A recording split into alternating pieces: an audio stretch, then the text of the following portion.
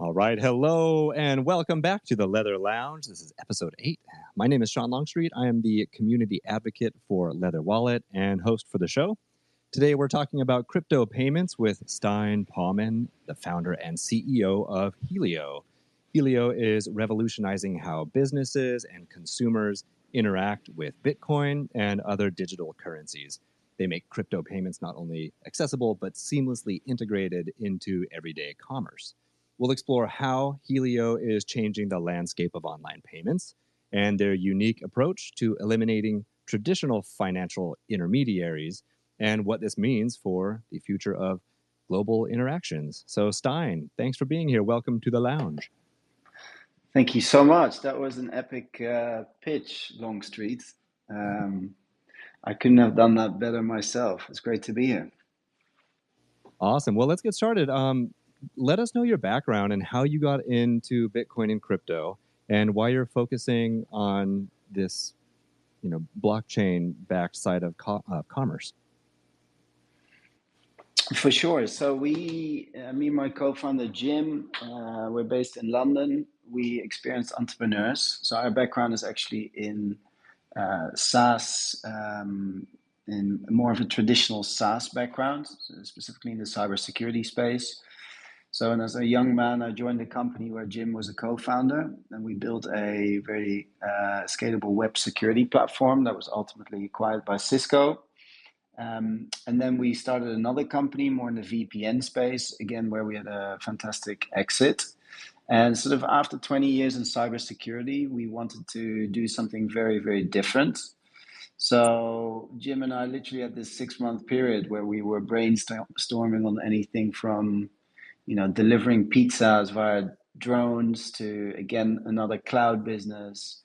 And then we also talked about blockchain, and we felt very strongly that Web3 is sort of the next frontier on the internet. It can really change the way that folks transact on the internet, the way that we exchange value on the internet. So as builders, it was a really exciting new area to get involved in. So yeah, and then we started riffing on, okay, within Web3, within blockchain, what are the exciting opportunities? And we felt from day one that payments is sort of the ultimate utility, right? If you can send somebody money anywhere in the world without any intermediaries, they receive money instantly. Very, very low fees, fully permissionless, and that's a really exciting opportunity. And we also felt it hadn't been done very well. So, I think ever since in 2010, I believe somebody spent 10,000 Bitcoin right on 2 pizzas. Folks have used Bitcoin as a method of payment, but it's been slow. It's very high fees. So we felt that we could reinvent this and make the UX awesome and really deliver a crypto platform in payments that can allow merchants to accept crypto as an alternative to credit cards. And yeah, that's sort of where we are now. 2 years in, we've got 5,000 customers, 400,000 unique active wallets on the platform. So yeah, we're starting to make some progress, but that's a little bit about our background and how we ended up in this market. So it's not like we were super early, like Bitcoin investors, or became Bitcoin billionaires early on. We were relatively late to the game, but we really believe in the utility of blockchain and bringing a lot of value to merchants and consumers. Yeah, we are still very early, so you're definitely still a pioneer. Yes. Yes. Well, then let me ask you this. So what sets Helio apart from other payment gateways like BitPay or Coinbase Commerce?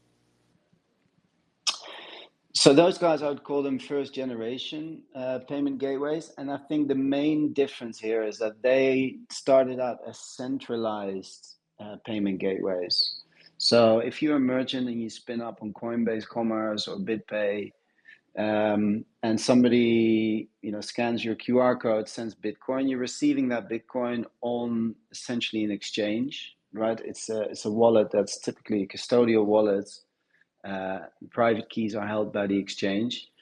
And from there on, you can then withdraw your money to fiat. Still, the fees are very high, typically around 2% after you kind of take the fiat conversions into consideration.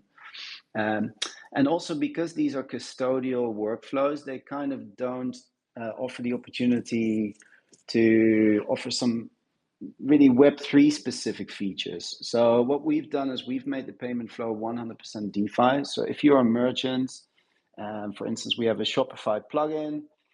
So if you add the Helio plugin to your Shopify store and somebody connects their wallet and spends USDC, you instantly receive that in your wallet. It's very much a peer-to-peer transaction secured by the blockchain.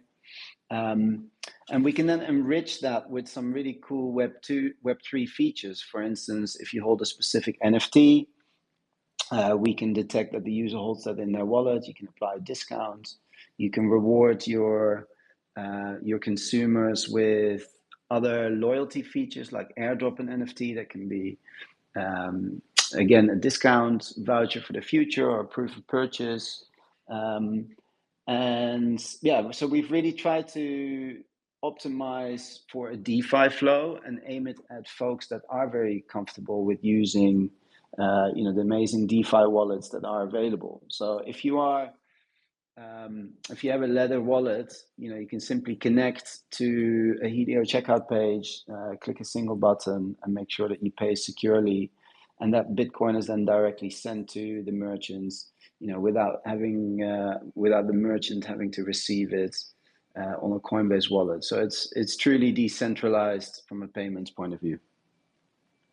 You said one of our bonus words there, decentralized. So that's so important these days for, if anyone is coming into blockchain, Bitcoin, crypto, they have to be focusing on decentralization. So thanks for clarifying that. I love how you focus on this idea of having like NFT token gating, where you can offer discounts or any kind of perks to people who are holding a certain NFT in your wallet. NFT, right? That grants, if you have one or two, it gives any users on the platform discounts as well. Is that right? Yeah, for sure. But we can also extend it to things like allow listing. I think one of the great things about crypto is this community driven aspect, and that's often brought together by NFTs, which of course started out on Ethereum, but what's happening in the ordinal space is tremendously exciting. And what you now see, these Bitcoin communities that sort of huddle around an ordinals NFT and driving loyalty amongst that group of users is really awesome. And you can leverage that by, for instance, like gating and discounting based on the NFT, but you could also use something called allow listing, right? So, we work together, for instance, with Magic Eden. So we power their pre-sales capability. So if you're an ordinals project pre-mint, and in the run-up to mint, you want to pre-sell some of the NFTs, you can spin up what we call pay links. And you don't want to just send that pay link to anyone. You want to typically allow list it. You want to reward communities with access to your sale. And what you do is you can gather the wallet addresses from your prospective buyers, add them to a CSV file. You upload the CSV file to the Helio platform.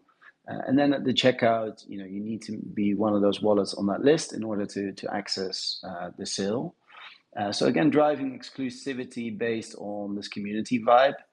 I think that's really cool and core to the ethos of blockchain. And we try and bring all those features in, again, above and beyond just a simple crypto payment, which I think is what the first generation crypto payment gateways were focused on. But there's so much more that we can do. Yeah, that's so well said. So I think obviously community is so important in the blockchain and crypto space. and like you said, leveraging that is so smart. When it comes to, so I think in this community, for users wanting to use crypto to purchase things, it's an obvious yes for them because that's their preferred method. But then, as far as like onboarding more traditional users who are maybe new to the concept of a digital wallet, a Bitcoin wallet, let's jump back to the fees. So traditionally now, what is it? 3% transaction fees for using a credit card, and typically, that cost gets passed on to someone on either end. You are able to have lower fees. So, there's the use case of people want to use their Bitcoin and crypto to make purchases, but then there's even more incentive because it's global, instant, and you have lower fees. Yeah, that's right. I think globally merchants spend 700 billion on payment fees on an annual basis. And that's just kind of within online payments, right? That doesn't even include, let's say, standard cross-border payments between businesses. So really talking about sort of these online transactions. So that's a huge amount of money. So I think if you start settling even 10% of those transactions on decentralized rails, you can save merchants a significant amount of money, and I think that's really what blockchain can deliver. Of course, in order for us to build, we also charge some fees. Typically, it's sub 1%. But we can start seeing that cost also going down over time, because really our marginal cost of serve are so much lower. If you are, let's say, a Stripe or a PayPal and you use centralized rails like Visa or Amex or Swift, you have to pay those network providers a pretty high rent for using that networks. So the 3% that you are paying PayPal or Stripe is not just profit for them. It's shared amongst typically 4 intermediaries, including the network providers. And then there's also significant costs associated with fraud and chargebacks. So a big problem for merchants, for instance, is folks that make transactions and then later claim that they didn't make those transactions, or folks that are being defrauded because their credit card details have been leaked and those credit card details are used to purchase something online. Every time there's a chargeback, there's a $50 fee for the merchants, just to process that. So on average, it's actually 0.5% of all sort of online commerce is ultimately spent on things like fraud detection and really battling these chargebacks. So of course, if you settle a transaction on the blockchain, it can never be reversed. Of course, somebody could still ask for a refund, and then that's up to the merchant to decide. But there's no arbitrary costs associated with this process for merchants. So that's another sort of huge cost saver that merchants can focus on.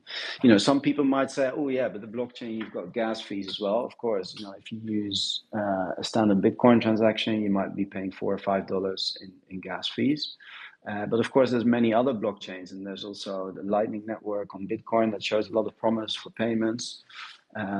So this premise of near zero gas fees, we're already there with some of these newer blockchains, and yeah, it's an order of magnitude lower, certainly than traditional rails. So it's an exciting cost savings. Is a really exciting utility that's already achievable now for merchants. The tricky thing is just things like UX and really accessibility, right? We need to get leather wallets in the hands of not a couple 100,000 people, but ultimately hundreds of millions and maybe billions of people that will become fluent with using a decentralized crypto wallet to really start benefiting and realizing these exciting benefits. Definitely. I'd like you to talk a little bit about some of the success stories that you've already had with some of the e-commerce platforms that you've been working with. And I'd love to also hear what the onboarding process is like for any businesses who are interested. But first do you have like a list of online platforms that are already where I could, sign in, use my Leather wallet, and see, how I can start spending some of my Bitcoin on some of these platforms? Yeah, for sure. So if you think about our customers and our focus segments, there's really three areas. There is what we call creators. So these are not really technical people, but folks that might be selling a digital collectible. They might be selling a hoodie or a cap or some merchandise, or maybe they're selling digital content. These are non-technical people that are interested to sell online, whatever it may be. The second segment is what I would call more platforms, so more integrated type of scenarios. So whether you're an app or a marketplace and you're interested to put crypto payments next to your credit card payments, you can integrate the Helio checkout widget and our API to start accepting crypto payments. And then the third area is really e-commerce. So we have plugins for Shopify and also a plugin for WooCommerce. So those are the three segments. So maybe I'll start with creators. So creators, we have probably 4,000 customers that self-serve. So to your question, how can I start with Helio? How can I start onboarding? How can I spin up Bitcoin payments so folks can connect their Leather wallet and start spending? It's very easy. You can go to our website, so hel.io. You connect your Leather wallet. So you don't even need to sign up with your email address. We believe in decentralization. So we say, hey, what's your identity? Your identity is your public key associated with your Leather wallet. So you just connect, you authenticate into our dashboard. You can optionally KYC or KYB. So because it's a decentralized payment, it's not a requirement to KYC or KYB as a merchant, but we also believe in helping our merchants signal trust to buyers, and also signal to buyers that, hey, when you buy from a Helio merchant, that this can be a verified merchant. So we have a very sort of simple traffic light system. If you're verified with us, you get like a green tick, you're verified, you get a verified badge. If not, then we will also always throw a warning to a buyer to say, hey, Mr. and Mrs. Customer, you're purchasing from a merchant here. Please be aware that this is a decentralized payment. We can't revert the payment, so make sure that you trust this person, right? So that's an important thing really to talk about, I think, in crypto. But ultimately, you can get started with your Leather wallet, you log in, and then you can spin up what we call a pay link. And on that pay link, you can, of course, set the price. So you can say, hey, I want to sell this hoodie today for $100. And I am willing to receive the following currencies. So you can tick a few boxes to say, I want to receive payments on Bitcoin. We support Ethereum, we support Solana, we support a bunch of layer twos. And then you also tick the currencies that you want to receive. So Bitcoin, ETH, USDC, USDT, whatever it may be. You can also enable what we call swaps. Those are not yet available on Bitcoin, because on Bitcoin you just receive Bitcoin for now. But in the future we also have plans to maybe extend that to things like runes and and stacks. And this is really where you guys are innovating a lot.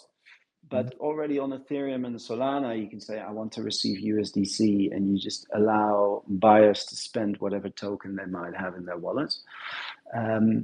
And you can then also decide, hey, do I want to add gating to my pay links, or do I want to include a Discord membership? You can link it to a Discord bot. And then you just hit a button to say generate my pay link, and you can share that anywhere. So this pay link can be shared on X or on Discord, or you can embed it into your own website.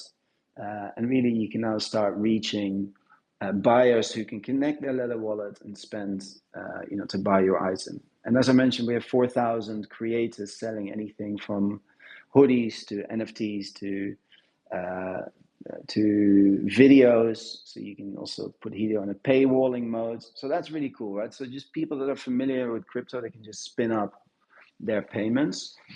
So that's really area one. And then the second area is more embedded payments. So are you familiar with DEX Screener?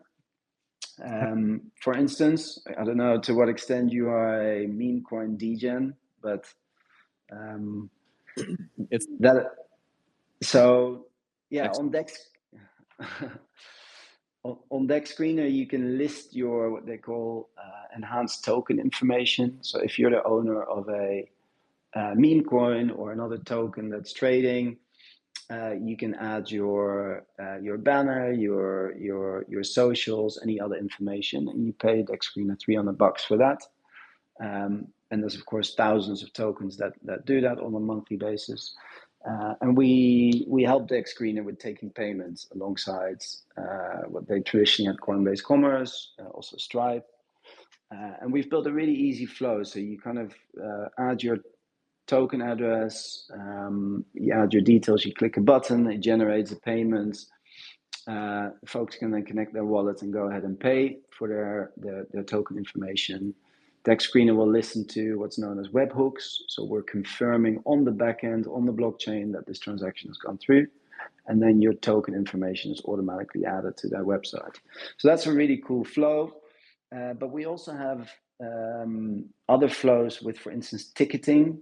So if you plan to go to ETHCC in Brussels next month, you can buy your ticket with USDC or USDT on Ethereum and Polygon. That's again powered by Helio. And we've built a plugin into a Web2 ticketing system called Bizzabo. So really what we're striving for is, hey, make crypto payments useful in a real workflow. And that's what we've done with these ticketing integrations. The other thing is, hey, if you want to paywall a YouTube video, you can do that. We've got Discord bots, so you can have Discord payments. So some really cool embeddable integrations. And then finally, e-commerce. And that's really for us now, Shopify and WooCommerce. So, on Shopify alone, you have more than 1 million stores worldwide. And in a couple of clicks, they can install our plugin and integrate crypto payments. And that's been a long process for us to kind of get into the walled gardens of Shopify. We have a revenue share with them. So yeah, that's really exciting. So anyone that's listening that has a Shopify store, you can now find our plugin and go ahead and accept crypto payments fully decentralized. Wow. Okay, so tell us how the swapping on your end works. So you mentioned if users are paying in Bitcoin, platforms get paid in Bitcoin.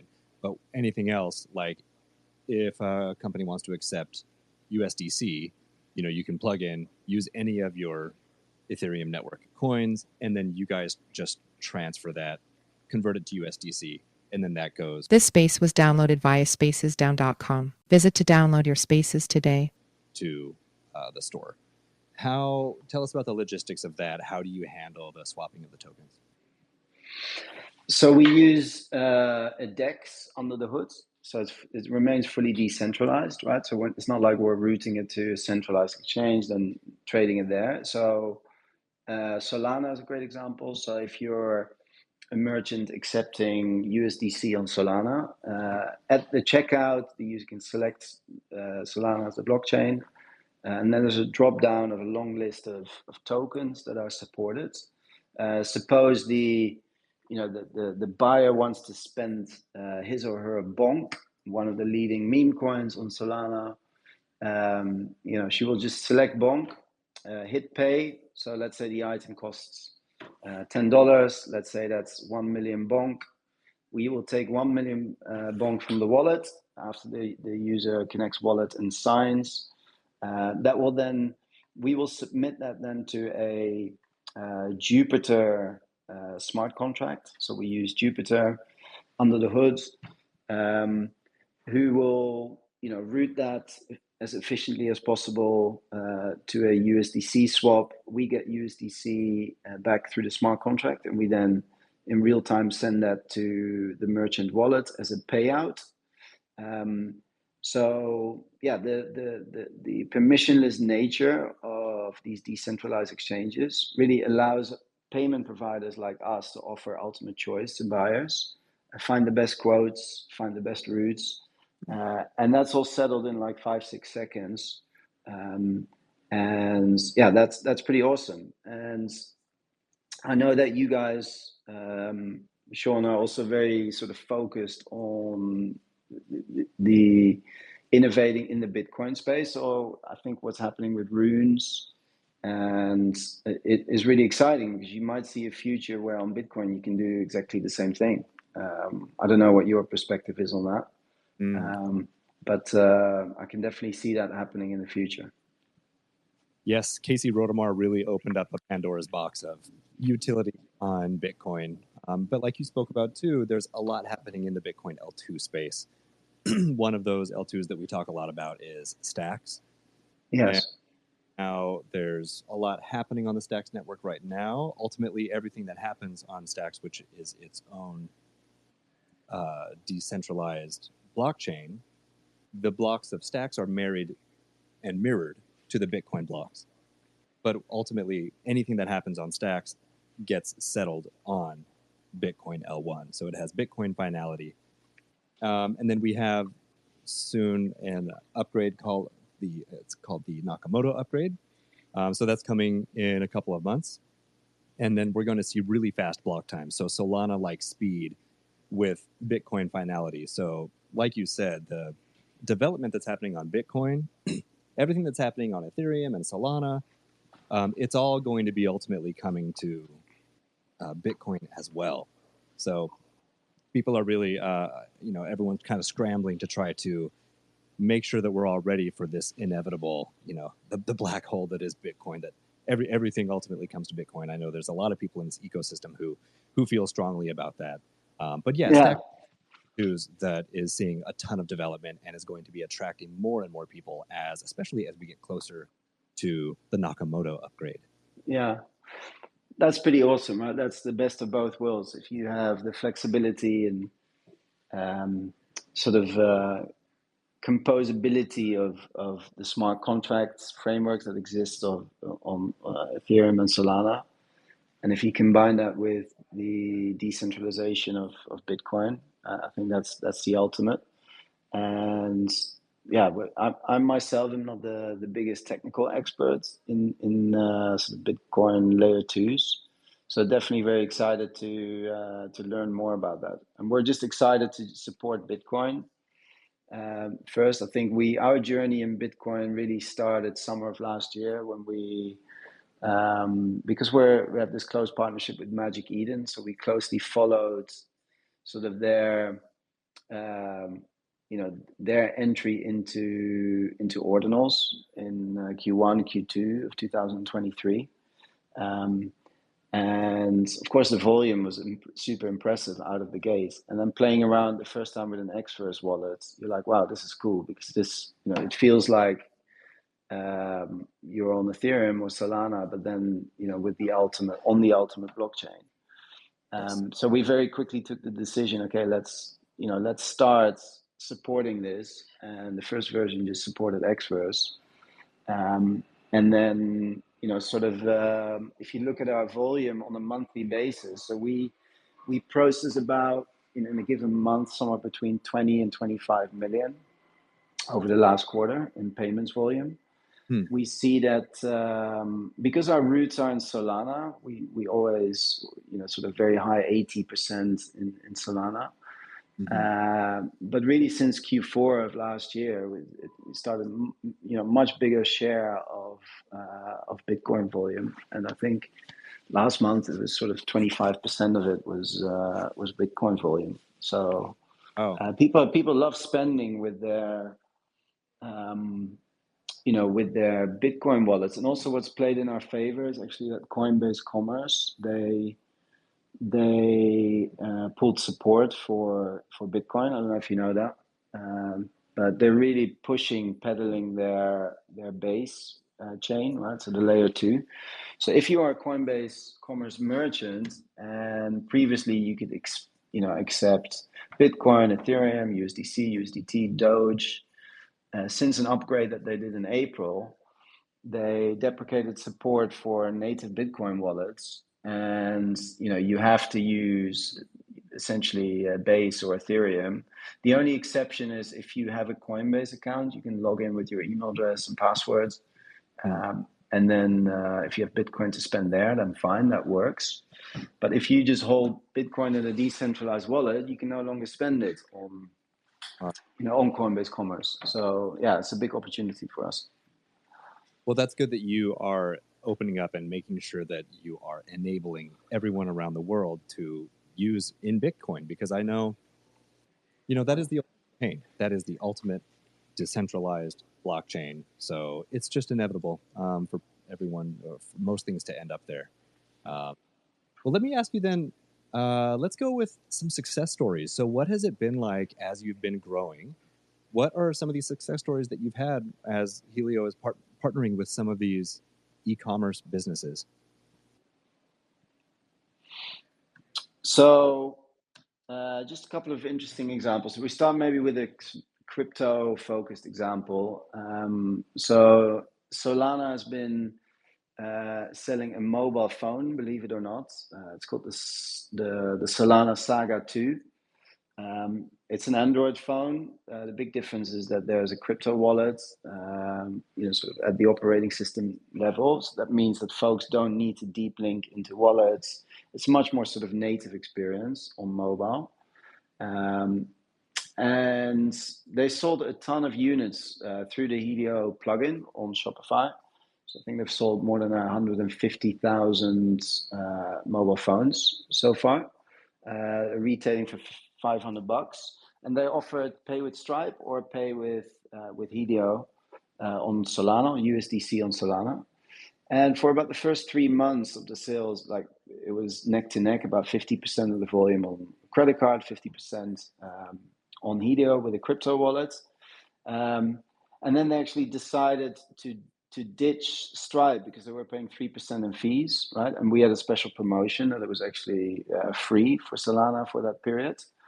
And Anatoly will talk about this on Twitter. He did this post where he's like, holy shit, Helio has saved us $1 million in fees, essentially. Oh. And that's 3 engineers that we can then use to build a better blockchain. So that's a really cool case study, I think. But there's also just more Web2 products. So this is a guy called Brian Johnston. Are you familiar with him? He was actually founder of Braintree, which was ultimately bought by PayPal. And he's become this longevity guru. So he believes that humans will ultimately be able to live forever. And he's got special olive oil that's going to make you live forever, and all sorts of supplements. So, and he does let's say $10,000 in sales or something a month to the plugin. So we've got a ton of those cool examples as well on e-commerce. And then I think in the Bitcoin world, we've done a ton of, NFT pre-sales. Even last week, there was a project called Wizards. Are you familiar with them? That did a rune sale. I think they were number 16 in terms of, the inscription block, or you call it edging, right? Yeah. And they sold 10 Bitcoin on Helio of the runes token. So I think it's goes under the ticker orb. The one thing we had to get to grips with, there was some crazy botting going on, like in the ordinal or in the Bitcoin space. There's some really sniping bots that are a different level of traffic than what we're used to in sort of the Solana ecosystem. But ultimately it minted out super, super nicely. So that's really cool. We worked with a project in Q4, a really cool project called Hashlinks. You might be familiar with them. So it's this Bitcoin mining club. They sold a collection of, I think, 4,000 or 5,000 ordinals through Helio as well. So yeah, some really awesome case studies in the Bitcoin space. And then I've already talked a little bit about events, right? Like ETCC. I've talked a little bit about Web3 apps like Dex Screener that embed payments. And yeah, so a ton of great case studies and examples there. Well, yeah, and you touched on Web 2 and Web 3, which is such an important, what we need is people building bridges, helping with the onboarding of anyone who is not really familiar with Web 3. So what are the challenges with, like you mentioned earlier, UX, UI? What are the challenges specific to that? And just in general, during this whole process, what have been some of the biggest pain points and challenges for you as far as global adoption? So for sure, the interface to fiat rails, I think is important if you want to onboard folks that are less crypto savvy, that don't know how to use a Ledger wallet or don't already have a holding in crypto. So we do through these e-commerce platforms, we do get a ton of inbounds from random merchants that find our plugin and they're like, hey, I'd love to turn on crypto payments, but you know what? I don't want to hold crypto. I don't want to accept. I want to just flip it to my bank account and just get dollars. And because we believe in this decentralized ethos, we want to have all these benefits of low fees and instant settlements. We've always said to merchants, okay, we send it anywhere. You can receive it on a Coinbase Commerce exchange and then flip it from there. But we always felt like, hey, that's not really delivering the end-to-end great user experience that some of these newer merchants are looking for. So what we've done recently is actually added an auto off-ramp feature. So again, if you are, accepting USDC, for instance, or Bitcoin, we send it to what's known as a liquidation address that's linked to a bank account, and it can either be through ACH in the US, through SEPA in Europe, or through SWIFT, which works in most regions around the world. And the cool thing really here is that okay, so this merchant is now reaching an audience of crypto fluent people that want to connect their wallet and spend crypto. But she doesn't even need to worry about the volatility or holding that crypto, because guess what? We're sending it to that liquidation address where it gets converted to fiat, and it's a very low fees as well. It's at 25 bips. So I think traditional on and off ramps were typically a lot more expensive. And we use a partner for that called Bridge.xyz. I think they're really sort of changing the game on and off ramping. They're doing a really awesome job, some fantastic APIs. So that's been sort of the last 2 years, definitely a pain point for merchants, why they maybe haven't embraced it as much as we want to see. And I think auto off-ramp is one of those really awesome features. Then on the flip side, it's like buyers, right? How do you enable more people to come and buy with crypto, and people that might not already have a wallet? So what we've actually done in our checkouts, we've added a pay with a credit card button. And what we do there is the user clicks pay with a credit card, and we create a self-custody wallet for the user within the checkout. It's almost like a hidden one-time wallet. And we then serve an on-ramp widget for the user to go and put their credit card details in. They on-ramp to crypto, and then the merchant receives a crypto native payment that's instantly in their wallet, fully DeFi. And I think we talk internally about this notion of crypto granny, right? It's got to be so easy that your granny can use it. If your granny wants to buy you, a Bored Ape hoodie for Christmas, she needs to go and do that without even knowing what crypto is. And that's what that pay with a card, onboarding to a wallet flow tries to achieve. And I think we're kind of like 50% of the way there, maybe a bit less. Like the UX is still a bit clunky. It's too many steps. The jargon is still there. But we're definitely keeping our eyes really open for these solutions where you see more embeddable wallets in checkouts and in apps and in really online flows that make it really easy for people to go and participate in crypto without actually having to know what a wallet is. And and yeah, definitely some work to be done there. But I think that's been in payments. That's been the main barrier. Is okay, high costs associated with on and off ramp, and then the user experience around, spinning up a wallet. And that's frankly what we love about Ledger Wallet and why we decided to support it. It's because hey, it's if you compare it to Unisat. Which is, I know there's a lot of people out there that love Unisat, and it's kind of an OG kind of wallet, but it's clunky as hell. And what we're looking for is simplicity in the wallets. That's really what plays well with adoption of crypto payments. Yeah, UX and ease is everything. And I imagine on the merchant end, any merchant is on a mission to make as many sales as possible. So tapping into the crypto community is obviously new buyers, but there's still we're so early in the education process, right? Like if I think about my own journey through Bitcoin and understanding Bitcoin, it takes a long time to really understand the difference. I think most people still think like Bitcoin and Ethereum are kind of the same, right? It takes effort and time to understand. So you are on the forefront of the educational aspect as well, kind of like easing merchants' minds to helping them understand that, yes, you understand that their goals are to make sales and to tap into this new ecosystem, this new economy, and that it's not so scary and that it's doable and it's, net positive once some like the learning hurdles are overcome. That's it. I think that's well put. Couldn't agree more with that. Well, before we wrap up here, is there anything else? So I think you've given us a lot of like fantastic information.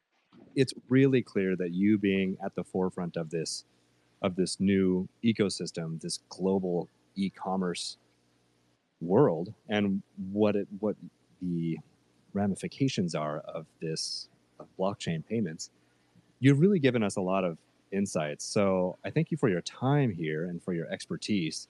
What are you looking forward to? What's the future looking like, not only for Helio, but as you see it in this ecosystem? What do you think like the next 6 months are looking like, and even the next 5 years? So one of the things I'm really excited about is this notion of memes, right? And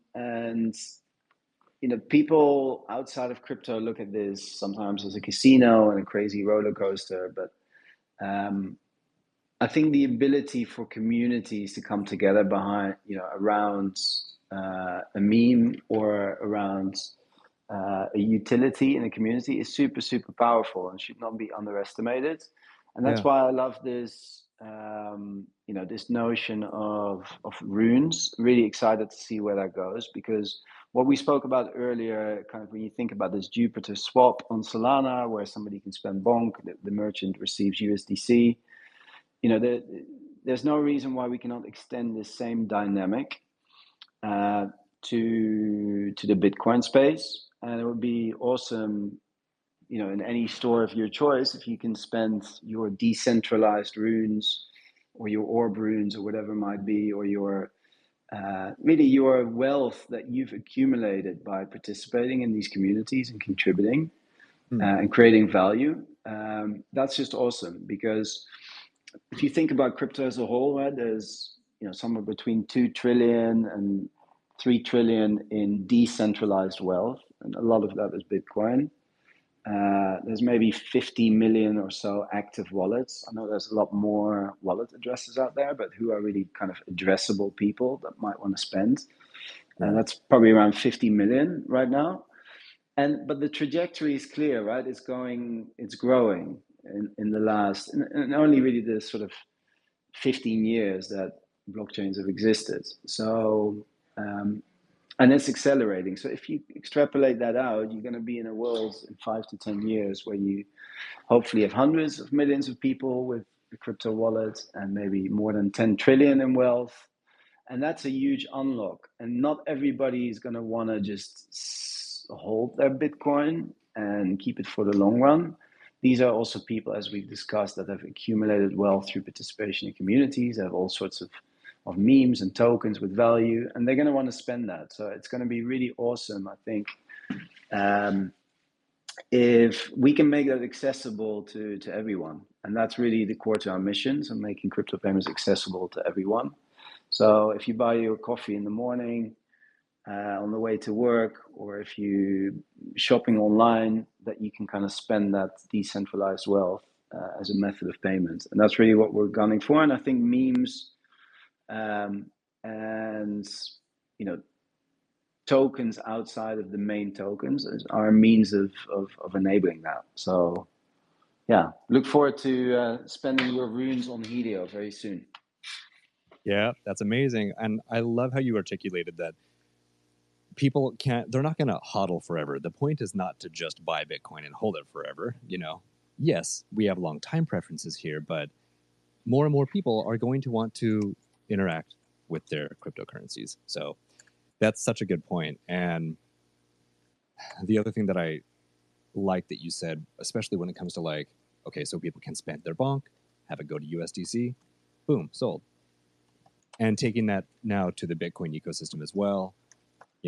If people are sitting on a bunch of dog coin from the Runes ecosystem, now they can do something with it beyond just trading it with themselves. They can have that utility. So I think it's amazing. It's not easy developing in this space, as I'm sure you can speak about, and as you have done already in our conversation. But it's incredibly commendable to see you and Helio navigating in this space and also keeping that decentralized ethos core important to you. Because I think for me personally, and I see this resonating with other people as well, it feels so disingenuous when you see people coming into crypto and kind of letting go of some of these core principles of decentralization, because it's important. Bitcoin is for everyone. And something that I recognize in you is this value of decentralization. So I want to recognize that. That's props to you for all the development and dedication that you're bringing to this space when it's it's a lively, active space that's not easy to be working in.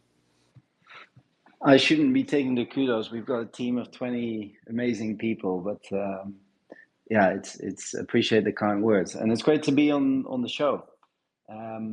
And yeah, look forward to see a ton of these leather, creators with leather wallets, spin up payments, and would love to come back in 6 months and report on the volume if that's an option. Absolutely. I'm really optimistic about what the next 6 months are going to bring, especially when it comes to Bitcoin finality. There's just a ton of development happening in this space. And I think people are realizing more and more, kind of just on the educational element, when people don't quite understand the difference between crypto and Bitcoin, ultimately the road ends up with, it's different. Bitcoin is different. It's truly decentralized. So I think we're just going to see more and more coming here. So I would love to have a follow-up with you in 6 months to have a check-in, because like I said, you brought so many insights to this conversation. So thanks so much, Stijn, for joining us here. Appreciate it, Sean. We're linked to social, so hel.io. And if any commerce platforms want to be onboarded, you have a real slick, easy onboarding process, I see. But yeah, give us the send off. Where can we make sure that we are staying in touch with you and the team?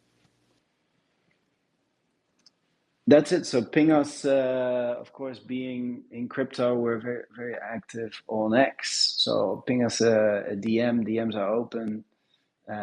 Or follow us just on our website at hel.io.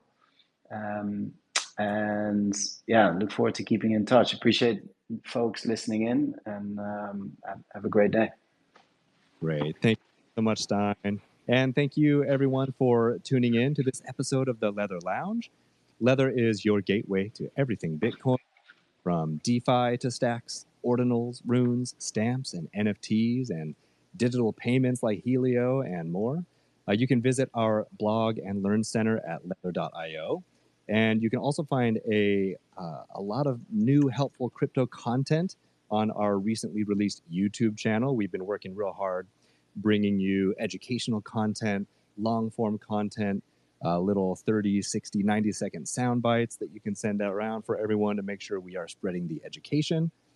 And don't forget to join us every Wednesday here on X for the Leather Lounge, every Wednesday at 1:30 p.m. Eastern. Thank you again, Stijn, and thank you everyone for listening. I'll see you next time in the Leather Lounge.